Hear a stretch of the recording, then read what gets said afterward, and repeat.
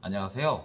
여러분들의 부동산 재테크의 성공을 책임질 법원 경매박사 류금성입니다. 어제 제가 급하게 상담이 들어와서 말씀을 드렸는데요. 오늘은 직접 통화를 하셔서 사기를 당한 게 아닐까 싶은 마음에 전화를 주신 회원님이 있어서 경매 컨설팅에 관련된 경매 컨설팅 회사의 사기 수법에 대해서 오늘은 이야기를 해볼까 합니다. 어제에 이어서 오늘도 이 경매 사기에 대해서 이야기를 하게 되겠지만 여러분들께서 알아두시면 여러분들의 권리를 제대로 찾게 되신다면 충분히 법원 경매 어렵지 않고 즐겁게 임하실 수 있으시거든요. 오늘도 끝까지 시청 부탁드리도록 하겠습니다. 고맙습니다.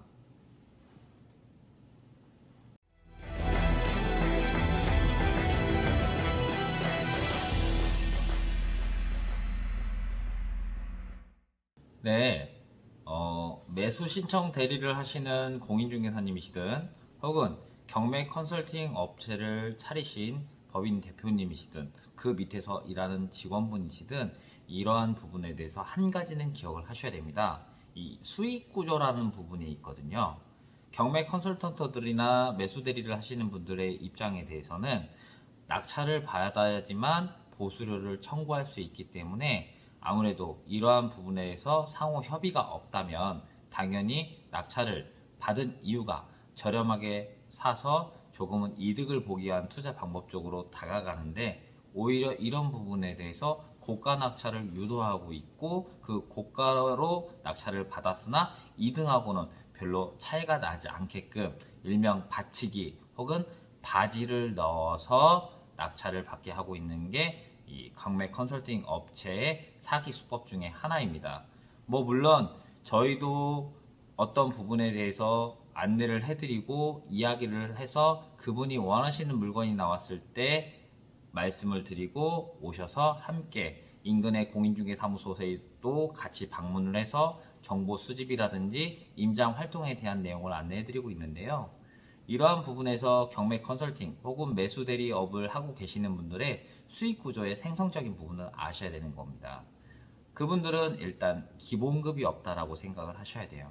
낙찰을 받아야지만 보수료를 받을 수 있고 또 낙찰을 받아서 보수료를 받았으면 또 경매 컨설팅 회사나 또 소속되어 있는 그 대표자와 어떤 일정 비율을 나눠서 보수료를 가져가야 되는 부분이 있다 보니까 이 경매를 입찰하시는 이 예비 투자자님들께 어떠한 안정감을 심어주기 위해서 1등과 2등의 갭이 얼마 차이 나지 않았다라는 인식을 심어주기 위해서 많은 부분을 노력하는 부분이 있습니다.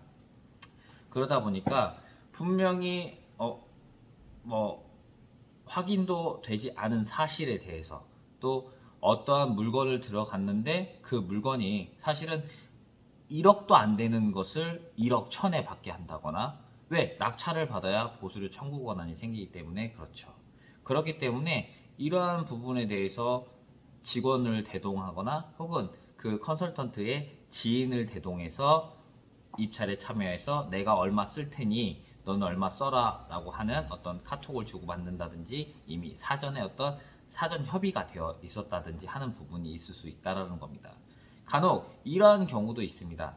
분명 법원 경매 입찰장에서 봤는데 나는 1등이고 분명히 저 사람이 2등이라고 했는데 다음에 내가 그 물건을 전세나 월세로 내놓기 위해서 공인중개사 사무소에 방문을 했는데 이 물건이 사실은 소유자가 이 정도 가격에 매매를 해달라고 요구했던 물건인 경우도 허다하기도 합니다.